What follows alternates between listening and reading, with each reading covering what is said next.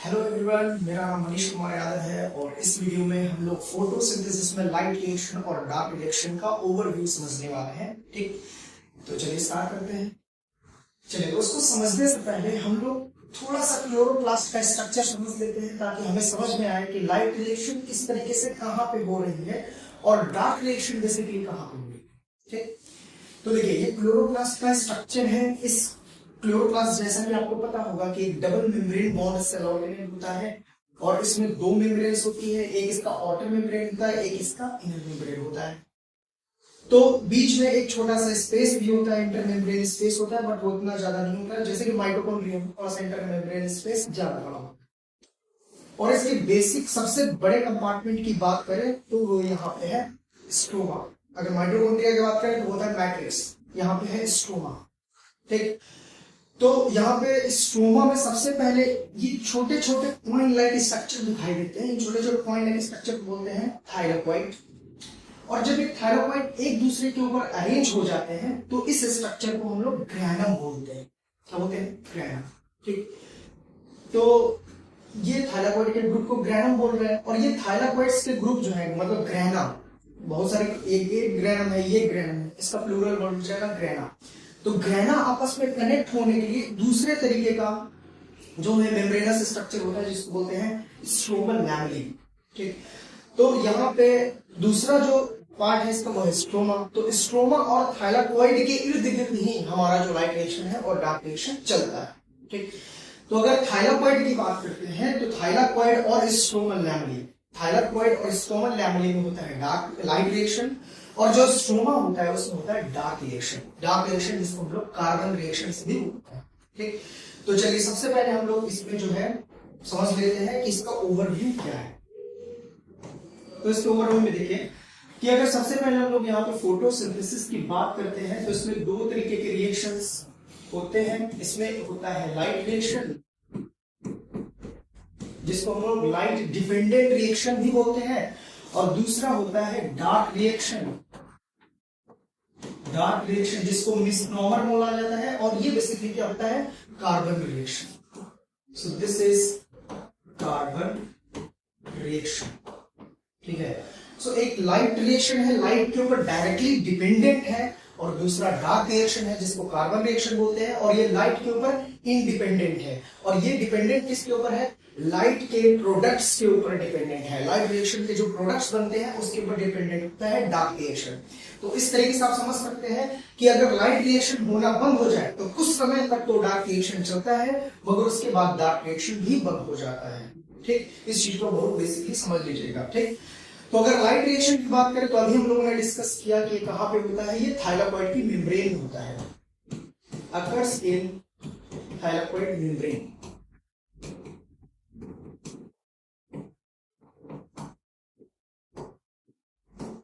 वहीं अगर हम लोग बात करते हैं डार्क रिएक्शन की तो ये कहां पे होता है? ये बेसिकली होता है स्ट्रोमा में, अकर्स इन स्ट्रोमा, स्ट्रोमा में होता है। ठीक, तो जो लाइट रिएक्शन है, लाइट रिएक्शन में बेसिकली क्या होता है कि जो थायलाकोइड मेम्ब्रेन है उसमें मेम्ब्रेन के अंदर प्रेजेंट होता है फोटोसिस्टम।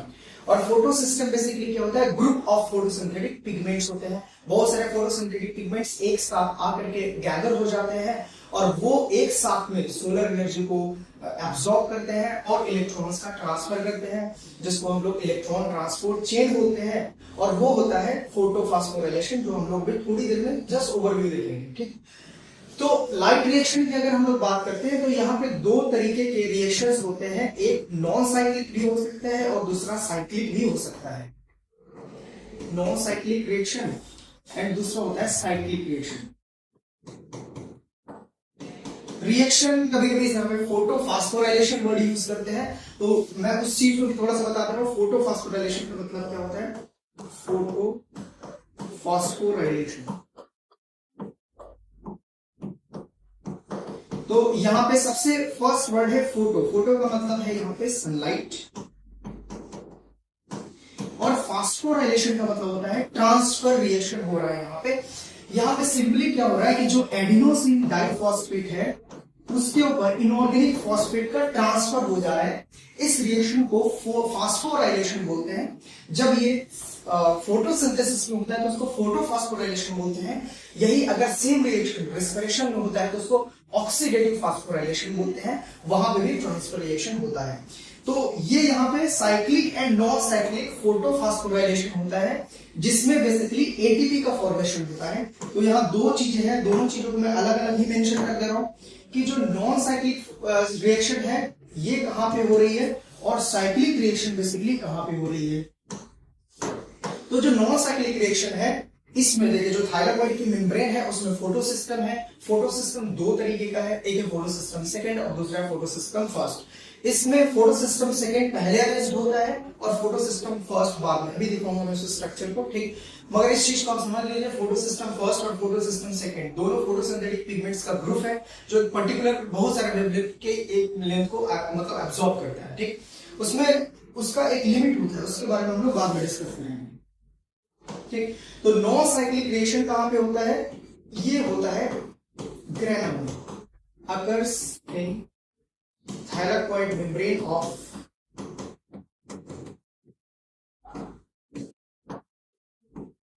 ग्रेनम के थाइलाकोइड मेम्ब्रेन में होता है। वहीं अगर हम लोग साइक्लिक रिएक्शन की बात करते हैं तो ये स्ट्रोमल लैमेली में प्लस ग्रेनम थाइलाकोइड में दोनों जगह पे हो सकता है।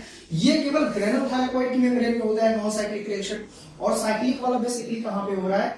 ये स्ट्रोमल लैमेली में हो रहा है, स्ट्रोमल लैमेली की मेम्ब्रेन पे हो रहा है, प्लस में ये थाइलाकोइड मेम्ब्रेन ऑफ ग्रेनम में भी हो रहा है, दोनों जगह पे हो रहा है, ठीक। बट यहाँ पे हमारा फोकस मेनली किस पे है? इसके प्रोडक्ट्स पे है, क्योंकि हम लोग ओवरव्यू पढ़ रहे हैं।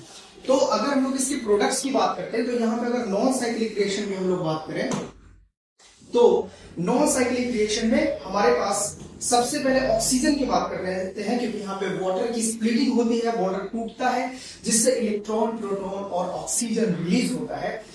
इसमें जो ऑक्सीजन है इसको हम लोग बाई प्रोडक्ट बोलते हैं, इसलिए फोटोसिंथेसिस के इस टाइप को ऑक्सीजेनिक फोटोसिंथेसिस भी बोला जाता है।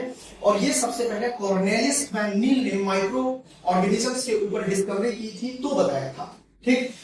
और यहाँ पे हम लोग दूसरे प्रोडक्ट्स भी देखते हैं जो इससे निकलता है, क्योंकि ये फास्फोराइलेशन रिएक्शन है तो यहाँ पे एडिनोसिन ट्राइफॉस्फेट बनेगा, प्लस में जो NAD है उसका रिडक्शन होता है, सॉरी NADP का रिडक्शन होता है और बनता है NADPH। तो जो ATP और NADPH हैं ये बेसिकली बाई प्रोडक्ट ना बोल करके इनको इंटरमीडिएट प्रोडक्ट बोला जाता है। These are intermediate products. Intermediate products हम लोग इसलिए बोलते हैं क्योंकि इन प्रोडक्ट्स का फोटोसिंथेसिस में ही दूसरे जगह पे यूज कर लिया जाता है, ठीक। और वहीं हम लोग बात करते हैं साइक्लिक रिएक्शन की, तो यहाँ पे केवल ATP बनता है, ATP ओनली, मतलब यहाँ पे NADPH नहीं बनेगा और ना ही ऑक्सीजन रिलीज होगा, क्योंकि यहाँ पे वाटर की स्प्लिटिंग नहीं होती है, केवल ATP बनता है, NADPH नहीं बनेगा, ठीक। तो बेसिकली हम लोगों ने देखा कि जो लाइट रिएक्शन है, ओवरऑल जो हमारा लाइट रिएक्शन है उससे बाई प्रोडक्ट्स की बात करें तो ऑक्सीजन निकला है और ATP और NADPH क्या निकला है? Intermediate product. तो ये जो ATP और NADPH इंटरमीडिएट प्रोडक्ट निकलते हैं ये हमारे डार्क रिएक्शन में यूज होते हैं, जो कि स्ट्रोमा में हो रहा है। मतलब स्ट्रोमा में बहुत सारे एंजाइम्स प्रेजेंट है जो कि डार्क रिएक्शन को परफॉर्म करता है, ठीक। तो डार्क रिएक्शन में बेसिकली हमारे पास एक साइकिल होता है जिसको बोलते हैं कैल्विन साइकिल और C3 साइकिल और कैल्विन साइकिल। इस साइकिल में बेसिकली क्या होता है? कार्बन का एसिमिलेशन होता है, कार्बन का फिक्सेशन होता है। इसमें हमारे पास एक सबस्ट्रेट होता है जिसको बोलते हैं राइबोलोज बिसफॉस्फेट, और यहाँ पे जो कार्बन डाइऑक्साइड है उसको फिक्स करके फाइनल प्रोडक्ट ग्लूकोज निकलता है। मगर उसमें और भी बहुत सारे इंटरमीडिएट प्रोडक्ट्स होते हैं जिनकी मैं यहाँ पे बात नहीं कर रहा हूँ, मैं डायरेक्टली फाइनल प्रोडक्ट की बात करता हूँ जो कि C3 साइकिल से बाहर निकलने पे फिक्स होता है, ठीक। तो ये हमारा मतलब एक बेसिक सी बात है। तो ये जो कार्बन का फिक्सेशन हुआ है ये C3 साइकिल से हो रहा है, और इसमें जो एंजाइम, मेजर एंजाइम जो रोल प्ले करता है वो है रूबिस्को, जो कि इसको बोलते हैं राइबोलोज बिसफॉस्फेट कार्बोक्सिलेज ऑक्सीजनेस एक्टिविटी होता है इसके पास, मतलब ये कार्बोक्सिलेशन भी करता है और ऑक्सीजनेशन भी करता है, ठीक, दो प्रोसेसेस करता है। मगर ये पूरा प्रोसेस होने के लिए, मतलब इसका CO2 का फिक्सेशन होने के लिए यहाँ पे ATP का रिक्वायरमेंट पड़ता है प्लस NADPH का रिक्वायरमेंट पड़ता है। और ये ATP और NADPH कहां से आ रहे हैं? लाइट रिएक्शन से आ रहे हैं। दैट मीन्स CO2 का फिक्सेशन के लिए एनर्जी चाहिए, क्योंकि ग्लूकोज में हाई एनर्जी बॉन्ड्स होते हैं, वो एनर्जी बॉन्ड्स के लिए एनर्जी ATP से आता है, और ATP में जो एनर्जी बॉन्ड बनता है वो सोलर एनर्जी होता है। तो लाइट रिएक्शन और डार्क रिएक्शन एक दूसरे से टोटली लिंक्ड है। दैट मीन्स जब तक ATP NADPH बन रहा है तब तक डार्क रिएक्शन चलेगा, जैसे ही ATP NADPH बंद हो जाएगा बनना, डार्क रिएक्शन भी रुक जाएगा। इस चीज को आपको समझना पड़ेगा, ठीक। तो बस यही है, दो, एक लाइट रिएक्शन है और एक डार्क रिएक्शन है, ठीक। अगर लाइट रिएक्शन की हम लोग यहाँ पे बात करें तो ये होता है थाइलाकोइड मेम्ब्रेन, इसमें ये फोटो सिस्टम्स होते हैं। इन फोटो सिस्टम्स में ये होता है फोटो सिस्टम सेकेंड और ये होता है फोटो सिस्टम फर्स्ट, ठीक। इसमें जो सोलर एनर्जी पड़ता है लाइट हार्वेस्टिंग कॉम्प्लेक्स के ऊपर और फोटो सिस्टम के रिएक्शन सेंटर के ऊपर, इसकी वजह से दो इलेक्ट्रॉन्स यहां से मूव करके प्राइमरी इलेक्ट्रॉन एक्सेप्टर को मिल जाता है। फिर ये प्लास्टोक्विनोन, मेम्ब्रेन के अंदर ही होता है plastoquinone. So this is plastoquinone which is present inside the membrane. Cytochrome B6F complex which is also present inside this, and plastocyanin, ये भी मोबाइल होता है तो यहां जा सकता है फोटो सिस्टम फर्स्ट के पास। इन सब से होते हुए ये दो इलेक्ट्रॉन्स पहुंचते हैं फोटो सिस्टम फर्स्ट के रिएक्शन सेंटर के पास, रिएक्शन सेंटर के पास पहुंचेंगे। सेम उसी समय पे यहां से, जिस समय यहां से दो इलेक्ट्रॉन निकले थे उसी समय यहां से भी दो इलेक्ट्रॉन्स निकले थे, वो दो इलेक्ट्रॉन्स यहां के प्राइमरी इलेक्ट्रॉन एक्सेप्टर के पास जाता है। फिर यहाँ पे बीच में बहुत सारे सब्सटेंसेस होते हैं, हम लोग डायरेक्टली फेरोडॉक्सिन पे आते हैं, फेरोडॉक्सिन पे जाता है, वहां से फेरोडॉक्सिन NADPH रिडक्टेज के पास जाता है और ये NADP को दे देता है और NADP कन्वर्ट हो जाता है NADPH में, ठीक है। दो, और यहाँ पे जो प्लास्टोक्विनोन है ये जब इलेक्ट्रॉन का ट्रांसफर करता है उसी समय प्रोटॉन्स का ट्रांसफर स्ट्रोमा से थाइलाकोइड की मेम्ब्रेन में, थाइलाकोइड की ल्यूमेन में कर देता है। इसकी वजह से यहाँ पे एक एंजाइम होता है जो एक्टिवेट हो जाता है और फोटोफॉस्फोराइलेशन करने लगता है। ये एंजाइम है हमारा ATP सिंथेज एंजाइम है, क्योंकि यहाँ पे प्रोटॉन का कंसंट्रेशन इंक्रीज हो जाता है और इधर प्रोटॉन का कंसंट्रेशन डिक्रीज हो जाता है। इसकी वजह से यहाँ पे जो हायर कंसंट्रेशन से लोअर कंसंट्रेशन की तरफ प्रोटॉन का मूवमेंट होता है, इससे ADP और PI से मिल करके ATP बनाया जाता है। इसको हम लोग ऑक्सीडेटिव फास्फोराइलेशन, फोटोफॉस्फोराइलेशन, ठीक। तो इस वीडियो में हम लोग बस इतना ही रखते हैं, नेक्स्ट वीडियो में बात कीजिए। Thank you.